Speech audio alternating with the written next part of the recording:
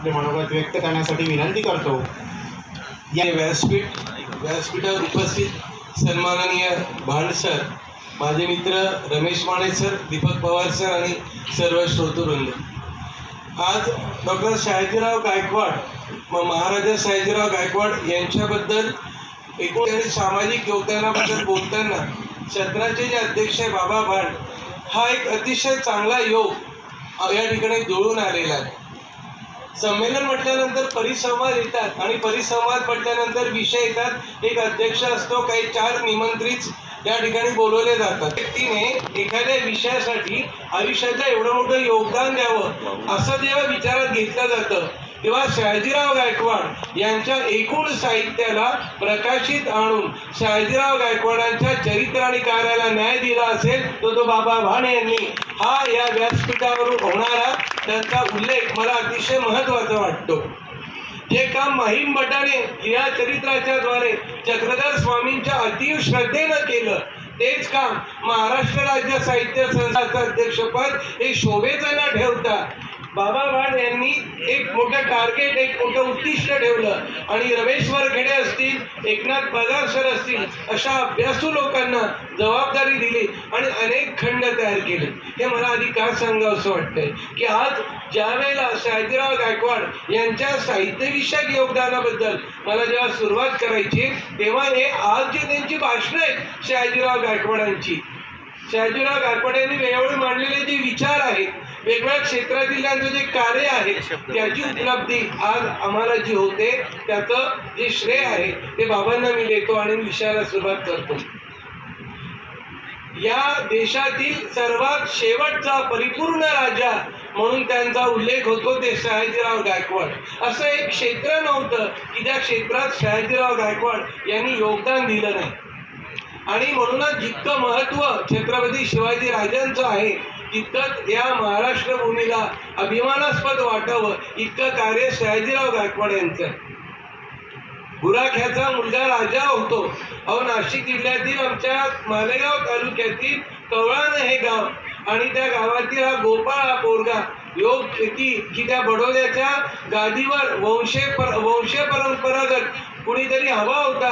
तो सगळा संदर्भ सांगायची ही वेळ नाही आणि इतकी परिस्थिती नाही, परंतु त्या ठिकाणी बडोद्याला त्या मुलाला गायकवाडांची काही मुलं बोलवण्यात आली आणि राणी विचारते प्रत्येक मुलाला, कारण तुम्हाला कशासाठी बोलवलंय? प्रत्येक वेगवेगळं कारण सांगतो। हा गोपाळ गायकवाड म्हणतो राणीला, राणी साहेब मी राजा म्हणायला आलेलो आहे। आणि त्याच क्षणी राणीने निश्चित केलं की या गादीवर हा गोपाळ बसेल आणि हा गोपाळचा सयाजीराव गायकवाड दिला। सयाजीराव गायकवाडांच्या साहित्यिक योगदानाबद्दल सांगताना काही 3 सूत्रांमध्ये मला हा त्यांचं जीवन साहित्यविषयक योगदान सांगावंसं वाटतं। मुळामध्ये सयाजीराव गायकवाड यांचा व्यासंग इतका पक्का होता की भाषेच्या बद्दल एक भाषा विचार जर आपण म्हटलं सयाजीराव गायकवाडांचा तर त्याच्यावर एक स्वतंत्र शोध निबंध होऊ शकतो।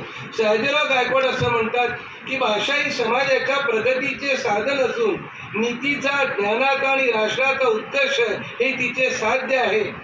बडोद्याला 24 ऑक्टोबर 1909 त्यांनी हा विचार मांडला होता। सयाजीराव गायकवाड यांनी वेळोवेळी साहित्यविषयक विचार तर मांडलेच, परंतु त्या दृष्टिकोनातून भरीव असं कार्य आपल्याला केलेलं आढळतं। सयाजीराव गायकवाडांच्याकडे सूत्र येण्यापूर्वी वृत्तपत्रांवर बंदी होती आणि सयाजीराव गायकवाडांनी वृत्तपत्रावरील बंदी जी आहे ती उठवली।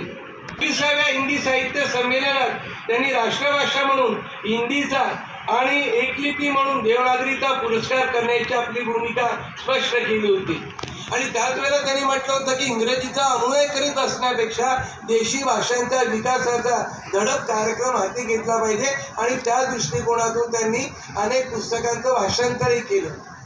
सांस्कृतिक विकासाचं गाडं सुखा समाधानं जर नांदायचं असेल तर वाङ्मय हा त्याला एक चांगला मार्ग आहे असं त्यांनी 32च्या साहित्य संमेलनाच्या व्यासपीठावरून स्पष्टपणे मांडलं होतं।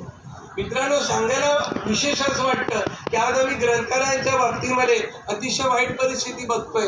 त्या काळामध्ये सयाजीराव गायकवाडांनी आपल्या बडोदा राज्यामध्ये प्रचंड असं ग्रंथालयाची चळवळ हाती घेतली, अनेक ग्रंथालय त्यांनी उभारली आणि त्याचबरोबर महत्त्वाचं म्हणजे ग्रंथनिर्मिती आणि ग्रंथप्रसाराच्या साठी त्यांनी आधी भूमिका आपली 26 नोव्हेंबर 1922ला बडोद्याच्या साहित्य संमेलनातून मांडली होती.